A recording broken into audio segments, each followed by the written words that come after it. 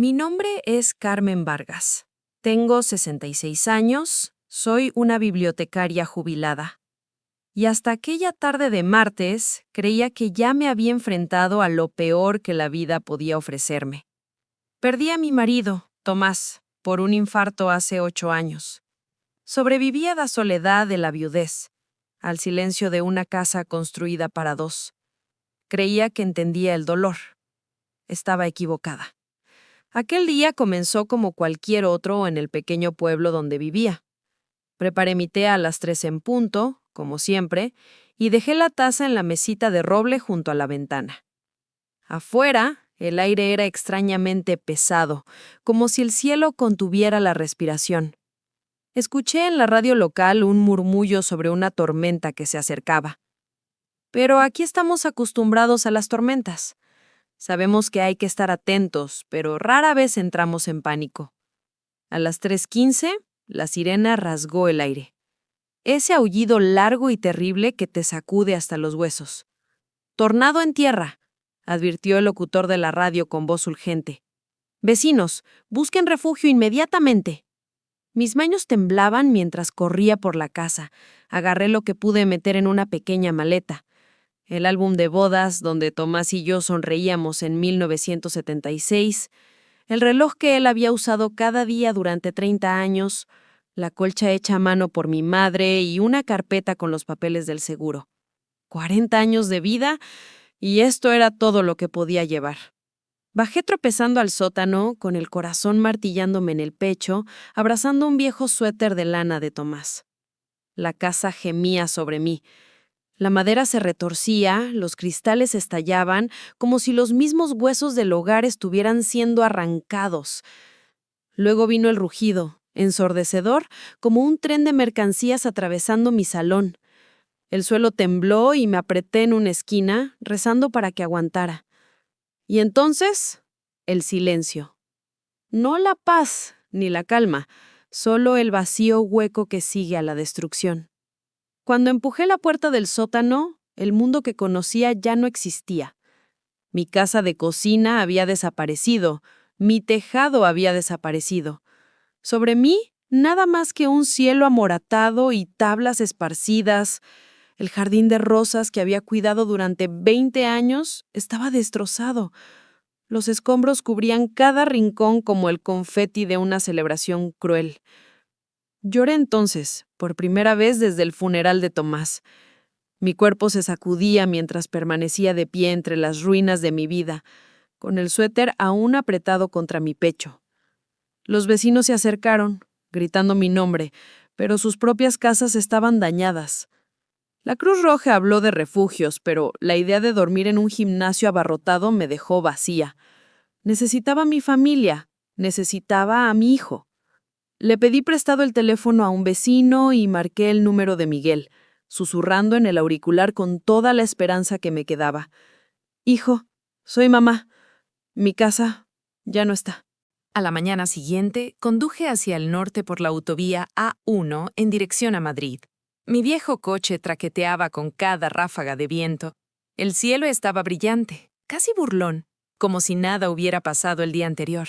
Mi maleta y 3 bolsas de basura con mis pertenencias estaban encajadas en el asiento trasero, impregnando el coche con olor a yeso húmedo y barro.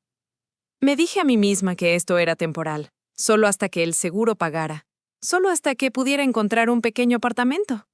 Miguel vivía en un lujoso barrio cerca del Paseo de la Castellana, en una de esas modernas torres de cristal que parecían sacadas de una revista de diseño. Cuando llegué, el portero miró mi coche abollado y las bolsas de basura con las cejas arqueadas. Me entregó una tarjeta de visitante como si fuera una intrusa, en lugar de una madre que volvía a casa. Miguel abrió la puerta antes de que yo llamara. Por un momento mi corazón se alegró. Tenía los ojos de Tomás, ese mismo tono azul del que una vez me enamoré. «Mamá», dijo haciéndose a un lado. Su tono era cuidadoso, medido, como si cada palabra hubiera sido ensayada. El apartamento relucía, muebles blancos, suelos de madera pulida, obras de arte que gritaban dinero, pero no hogar. Y entonces apareció ella, Valeria, 32 años, una coleta impecable, una blusa de seda que probablemente costaba más que mi pensión mensual. Sonrió, pero sus ojos eran fríos. «Carmen, qué terrible lo de tu casa», dijo, desviando la mirada hacia mis bolsas en el suelo. Me senté en el borde de su perfecto sofá blanco, aterrorizada de dejar una mancha. «Es solo temporal», expliqué rápidamente. «Hasta que llegue el dinero del seguro. Puedo ayudar con las comidas, con la colada. No molestaré». Miguel se sentó en el sillón de enfrente, no a mi lado. Cruzó las manos como si estuviera cerrando un negocio. «Verás, mamá, Valeria y yo hemos estado hablando. Valoramos mucho nuestra privacidad aquí. Este es nuestro santuario». Parpadeé, segura de haber oído mal. ¿Privacidad? Miguel, ayer lo perdí todo. No necesito espacio. Necesito a mi familia. Valeria se inclinó hacia adelante, su voz suave pero firme, con ese tono condescendiente con el que se le habla a un niño. «Creemos que estarías más cómoda en otro lugar. Hay apartahoteles excelentes cerca de la Gran Vía, muy seguros, muy limpios, incluso tienen cocina». Se me oprimió el pecho. ¿Y cómo se supone que voy a pagar eso? El dinero del seguro no llegará hasta dentro de semanas. Miguel se removió. «Puedo darte un par de cientos de euros para que empieces». ¿Un par de cientos? Como si fuera una extraña, como si décadas de maternidad pudieran comprarse con caldilla. Me levanté, con las rodillas doloridas y la dignidad hecha jirones. «¿Así que eso es todo? ¿Tu madre no encaja en vuestro santuario?» Ninguno de los dos habló. El silencio fue más ruidoso que la tormenta que había destruido mi hogar. Me alejé de allí con mis 3 bolsas de basura traqueteando en el asiento trasero, y el corazón más pesado que cualquier tormenta. Pasé la primera noche debajo de un puente de la M30, ese tramo oscuro donde rugen los camiones de reparto. Me acurruqué en el asiento del conductor con el suéter de Tomás sobre mí. Cada sonido me hacía sobresaltar. La segunda noche, moví el coche al aparcamiento de un hipermercado en las afueras, esperando desaparecer entre los camiones. Me lavé la cara en el baño de luces fluorescentes, evitando mi reflejo. La mujer en el espejo tenía los ojos hundidos y el pelo enmarañado. No podía reconocer a la madre que una vez organizaba fiestas de cumpleaños con globos atados a cada silla. A la tercera noche me desperté a las 2 de la madrugada con un dolor punzante en la espalda y las lágrimas ya cayendo por mi cara. Pensé en Miguel de niño, en cómo se aferraba a mi mano para cruzar la calle. ¿A dónde se había ido ese niño? Revolví mi bolso, y entonces le encontré. Una tarjeta de visita, delgada y descolorida, metida entre recibos y cupones caducados. Los bordes estaban suaves por los años de llevarla encima. La tinta estaba borrosa, pero aún se podía leer. Adrián Torres. Adrián, mi primer amor. El chico que prometió construirme una vida lejos del pueblo antes de que la universidad se lo llevara. Perdimos el contacto, pero nunca tiré esa tarjeta. Miré el viejo número preguntándome si todavía conectaría con algo o con alguien. Esa noche, sola en el frío silencio de un aparcamiento, abracé la tarjeta contra mi pecho. Por primera vez desde el tornado sentí algo peligroso. Una esperanza. A la 4ª mañana, el agotamiento me había vaciado. Mi cuerpo me dolía por dormir encogida en el asiento delantero, mi estómago se retorcía por la comida de gasolinera y mi alma se sentía en carne viva. Miré esa tarjeta de visita descolorida a la pálida luz del amanecer, debatiendo conmigo misma como una loca. ¿Qué le diría? «Hola, Adrián, ¿te acuerdas de mí? Ahora vivo en la calle». Mi orgullo me gritaba que tirara la tarjeta, que conservara el último jirón de dignidad que me quedaba. Pero la soledad es más fuerte que el orgullo, y la soledad era todo lo que me quedaba. Mis dedos temblaron al marcar el número. Un tono, 2, luego una voz, firme, profunda, con un matiz grave marcado por los años. «Promociones Torres». Claro, ¿cómo no? Casi se me cae el teléfono. Después de 50 años reconocí esa voz al instante. «Adrián, soy Carmen Vargas. Bueno, antes era Carmen López». Hubo un silencio que duró un latido. Pensé que se había cortado la llamada. Luego susurró mi nombre como si fuera a la vez una pregunta y un recuerdo. «Carmen». La presa dentro de mí se rompió. Las palabras salieron a borbotones. Siento llamarte así.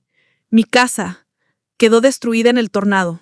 Intenté quedarme con mi hijo en Madrid, pero él no, se me hizo un nudo en la garganta. No tengo a dónde ir. ¿Dónde estás? Su voz se volvió cortante, sin vacilación, sin incredulidad, solo acción. En el aparcamiento de un hipermercado, en las afueras. Quédate donde estás. Voy de camino. Adrián, no tienes por qué. Carmen me interrumpió, firme pero gentil. Llevo 50 años esperando esta llamada. Por favor, déjame ir. 2 horas después, sentada en mi coche, observaba cada vehículo que entraba en el aparcamiento. Mi corazón latía tan fuerte que dolía. Entonces, un todoterreno plateado entró lentamente, moviéndose como si el conductor estuviera buscando algo. El motor se apagó, la puerta se abrió, y allí estaba él, Adrián Torres. Su pelo era plateado, sus hombros anchos y sólidos. El tiempo había grabado líneas alrededor de sus ojos, pero cuando esos ojos grises como la tormenta se encontraron con los míos a través del parabrisas, los años se derrumbaron como si nunca hubieran existido. Se acercó a mi coche con paso seguro pero sin prisa. Golpeó suavemente el cristal. Cuando bajé la ventanilla, sonrió. Una sonrisa suave, familiar, devastadora. «Hola, Carmen». Se me cerró la garganta. Las palabras se perdieron. Quería disculparme por mi ropa arrugada, por mi pelo sin lavar, por el olor a pérdida que se me pegaba. Pero antes de que pudiera, se acercó más. «Estás preciosa», dijo. Y entonces llegaron las lágrimas. Incontenibles. Ahí mismo, en un aparcamiento, me derrumbé en sollozos que me había negado a mí misma durante años. Adrián no se inmutó. Abrió mi puerta, me ayudó a levantarme y me envolvió en sus brazos. «Ven a casa», susurró. «Déjame cuidarte». El viaje hacia el norte fue como entrar en otro mundo. El hormigón gris de la ciudad se suavizó en calles tranquilas bordeadas de altos arces que se volvían dorados. El coche de Adrián serpenteó por una tranquila zona residencial y finalmente se detuvo frente a una casa de piedra que parecía surgir de la propia tierra. No era ostentosa como las torres de cristal del centro, era digna, construida con madera y piedra caliza, con amplios ventanales que captaban la luz de la tarde y un porche que te abrazaba. Adrián descargó mis 3 bolsas de basura y la maleta abollada como si fueran tesoros. Por dentro, la casa era cálida de una manera que el dinero no siempre puede comprar. Los suelos de madera brillaban con un tono miel. Los libros llenaban estanterías que llegaban hasta el techo. Las fotografías salpicaban las paredes. No retratos ostentosos, sino instantáneas de comunidades reconstruidas, inauguraciones de escuelas y trabajadores sonrientes frente a casas nuevas. «¿Esta es tu empresa?», pregunté, tocando un recorte de periódico enframado. Él asintió. Empezó con un pequeño proyecto después de una inundación en el 85. Creció más de lo que jamás imaginé, pero siempre se trató de lo mismo: ayudar a la gente a encontrar un hogar de nuevo. Sus ojos encontraron los míos. «Quizás construí todo esto esperando que un día entraras por la puerta». Nos sentamos en la larga mesa de roble de su cocina. Preparó pollo a la parrilla con la facilidad de un hombre acostumbrado a valerse por sí mismo. No había comido una comida de verdad en días. Cuando puso el plato delante de mí, solo el olor me hizo llorar. «No debía haber llamado», dije en voz baja entre bocados. «No quería ser una carga». «Carmen», dijo con voz firme, «tú nunca podrías ser una carga. Eres el único capítulo pendiente de mi vida». Bajé la vista hacia mis manos arrugadas, avergonzada de los años grabados en ellas. «No soy la chica que recuerdas». Él extendió la mano sobre la mesa y cubrió la mía con la suya. «No, eres mejor. Eres real. Has vivido, has sobrevivido y sigues en pie». Algo dentro de mí cambió. Por primera vez desde el tornado, sentí algo más que pérdida. Sentí posibilidad. Los días se convirtieron en semanas dentro de la casa de Adrián, y por primera vez desde la tormenta pude respirar. Las mañanas comenzaban con café en el porche. Por las tardes me acurrucaba en un sillón de su biblioteca con libros que no había leído desde mis días en la biblioteca del pueblo. Por las noches cocinaba pollo asado, guisos, tartas que llenaban el aire de canela, y Adrián comía cada bocado con una gratitud que iluminaba sus ojos grises. Me trataba no como a una invitada ni como a un caso de caridad, sino como alguien esencial en su vida. Una mañana me preguntó casi casualmente, ¿considerarías alguna vez hacer esto permanente? Mi corazón dio un vuelco. No respondí entonces, pero llevé la pregunta conmigo como una llama secreta. Entonces el teléfono sonó. El nombre de Miguel apareció en la pantalla. Se me oprimió el pecho. No había hablado con él desde la noche en que me echó. Dejé que sonara 1, 2 veces antes de responder. «Mamá», dijo, con su tono cuidadosamente medido. «He estado intentando localizarte. ¿Dónde estás?» «Estoy con un amigo», respondí, manteniendo la voz firme. «¿Un amigo?», vaciló. «La señora Ramírez me dijo que ya no estabas en el apartahotel. ¿Con quién te quedas exactamente?» Miré alrededor de la cálida cocina de Adrián, el ramo de lirios frescos que había comprado esa mañana, el ligero olor a cedro de la chimenea. Con alguien que no me ve como una carga. El silencio se alargó en la línea. Luego, «Mamá, creo que deberíamos hablar. Quizás podrías quedarte en nuestra habitación de invitados después de todo. Valeria y yo lo hemos estado reconsiderando». Las palabras deberían haberme reconfortado. En su lugar me helaron. ¿Dónde estaba esa repentina generosidad cuando dormía en un aparcamiento? Vinieron a cenar ese fin de semana. Valeria trajo una bolsa de regalo con velas. Su sonrisa era demasiado brillante. En la mesa, Miguel dirigió cada conversación hacia los negocios de Adrián. «Los bienes raíces deben ser fascinantes», dijo, sorbiendo su vino. «Yo mismo trabajo con carteras de seguros. Tal vez podríamos explorar algunas sinergias». Adrián escuchó cortésmente, pero vio un tic en su mandíbula, la forma en que sus ojos se enfriaron. Había tratado con hombres como Miguel toda su carrera. No necesitó decir una palabra. El silencio hablaba por sí solo.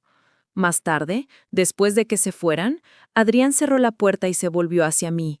Su voz era tranquila, pero con una firmeza de acero por debajo. «Sé exactamente lo que busca tu hijo, Carmen, y tenemos que decidir cómo manejarlo». La semana siguiente, Adrián me dijo que había invitado a Miguel y Valeria a otra cena. Se me encogió el estómago, pero sus ojos se mantuvieron firmes. «Es hora», dijo simplemente. «Necesitamos claridad». Llegaron vestidos como si entraran a una sala de juntas. Miguel con un traje gris a medida, Valeria con un elegante vestido negro y diamantes centellando en sus orejas. Me entregó otra bolsa de regalo, esta vez con chocolates gourmet. «Solo un pequeño detalle», dijo con una dulzura empalagosa. La dejé a un lado, sin abrir. Comimos el roast beef en un tenso silencio. Miguel intentó una conversación trivial sobre el tráfico en la M30, sobre el auge inmobiliario en Madrid, pero Adrián no le dio más que asentimientos educados. Cuando se retiraron los platos del postre, Adrián cruzó las manos sobre la mesa y habló. «Quiero hablar de Carmen», dijo con calma, «y de la forma en que la habéis tratado». Los hombros de Miguel se tensaron. «No entiendo». «Sí que lo entiendes», intervino Adrián, su voz tranquila, pero inflexible. «Cuando lo perdió todo, acudió a vosotros, su propio hijo, y le disteis la espalda». La sonrisa de Valeria vaciló. Miguel enrojeció. «Pensamos que sería mejor... ¿Mejor para quién?». Los ojos de Adrián se afilaron. «Desde luego no para Carmen. Ella durmió en su coche mientras vosotros disfrutabais de vuestro santuario». El silencio era sofocante. Sentía el pulso en mi garganta, pero por una vez no interrumpí. Quería oírle decirlo todo. Adrián se reclinó ligeramente, su presencia llenando la habitación. «Ahora, de repente vuestro interés en su bienestar ha regresado. Preguntas por mi negocio, mis activos, mi futuro. Permíteme ser muy claro. Carmen no necesita vuestra aprobación, vuestras condiciones, ni vuestra protección. Lo que ella necesita es amor. Y si no podéis ofrecer eso, entonces no tenéis lugar aquí». La voz de Miguel se alzó, teñida de ira. ¿Estás diciendo que no me importa mi propia madre? La respuesta de Adrián fue suave pero devastadora. Estoy diciendo que te importa más lo que crees que podrías heredar que su felicidad. Eso no es amor, Miguel, es oportunismo. Valenia se movió incómoda, sus ojos yendo de uno a otro. Nosotros nunca quisimos... empezó. Pero entonces hablé yo. Mi voz se quebró, pero fue clara. La noche del tornado yo necesitaba un hijo, y tú te elegiste a ti mismo. Eso es algo que nunca olvidaré. Las palabras quedaron suspendidas en el aire. El rostro de Miguel se contrajo, dividido entre la vergüenza y la furia. Empujó su silla hacia atrás, murmurando algo sobre sentirse insultado, y se dirigió furioso hacia la puerta. Valeria lo siguió, sus tacones resonando como disparos sobre las baldosas. Cuando la puerta se cerró de golpe, la casa quedó en silencio de nuevo. Y entonces, mi teléfono vibró. Un mensaje de la oficina del catastro de mi antiguo pueblo. El asunto decía: aviso de reconstrucción. El mensaje en mi teléfono hizo que mis manos temblaran. Era de la oficina del catastro. Reurbanización aprobada, prioridad concedida a los residentes desplazados, proyecto supervisado por Promociones Torres. Me volví hacia Adrián, la confusión y el asombro apoderándose de mí. Tú... no me lo dijiste. Me miró a los ojos, tranquilo pero tierno. No quería que pensaras que era lástima. Mi empresa ganó la licitación limpiamente, pero me aseguré de que el plan honrara a las familias que lo perdieron todo. Eso te incluye a ti, Carmen. Tu derecho a volver está protegido. Las lágrimas nublaron mi visión. El mismo hombre que una vez me había prometido el mundo cuando éramos adolescentes, ahora me estaba devolviendo un futuro que pensé que el tornado había borrado. 6 meses después, en una fresca mañana de octubre, estaba en el jardín de Adrián, con vistas a un lago cercano. El jardín ardía con los colores del otoño. No había un gran coro, ni una catedral, ni una multitud a la que impresionar, solo un puñado de personas que importaban. Llevaba un sencillo vestido azul marino. Adrián, un traje de color carbón, su pelo plateado brillando bajo el sol. Cuando tomó mis manos, me sentí como si tuviera 17 años otra vez, con el chico que juró que volvería por mí. Intercambiamos los votos en voz baja, y cuando el oficiante nos declaró marido y mujer, Adrián me besó con suavidad, con reverencia, como si el tiempo mismo hubiera estado esperando este momento. Miguel vino solo. Se quedó torpemente al fondo, observando con una expresión que no pude descifrar. Después, se acercó, moviéndose de un pie a otro como un niño. «Mamá», dijo con voz rouca, «lo siento por todo». Toqué su brazo. «Te perdono», dije suavemente. «Pero el perdón no borra las consecuencias. Quiéreme porque soy tu madre, no por lo que crees que tengo». Él asintió con la mirada baja. Por una vez no hubo discusión, solo silencio. Y quizás, solo quizás, el comienzo de algo real. Esa noche, Adrián y yo nos sentamos en el porche, con el lago brillando bajo las estrellas. Me apoyé en él, sintiendo su calor constante, y hablé tanto para mí como para él.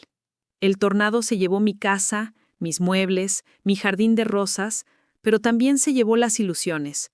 Me mostró quién era realmente mi hijo, y me trajo de vuelta al hombre que siempre debí encontrar. A veces, la destrucción despeja el terreno para nuevos cimientos. Miré el agua, con el corazón tranquilo, la voz clara. A los 66 años he aprendido esto. Nunca eres demasiado viejo para reconstruir. Nunca estás demasiado roto para que el amor te encuentre de nuevo. Cuando miro hacia atrás ahora, me doy cuenta de que el tornado fue solo una parte de la tormenta. La tormenta mayor vino después. Ser rechazada por mi propio hijo. Darme cuenta de que a veces las personas que esperas que te den cobijo son las mismas que te cierran la puerta. Pero también aprendí algo que nunca imaginé a los 66 años. La pérdida puede despejar el terreno para nuevos comienzos. Adrián me recordó que el amor puede sobrevivir décadas de silencio y aún así volver más fuerte que nunca. Me enseñó que la dignidad no se mide en dinero o casas, sino en la forma en que elegimos mantenernos en pie cuando la vida nos derrida. Así que, si os lleváis algo de mi historia, que sea esto. Nunca eres demasiado viejo para reconstruir, nunca estás demasiado roto para encontrar el amor de nuevo. Ahora, quiero saber de vosotros. ¿Qué lección os ha enseñado esta historia? ¿Y desde qué ciudad me estáis viendo?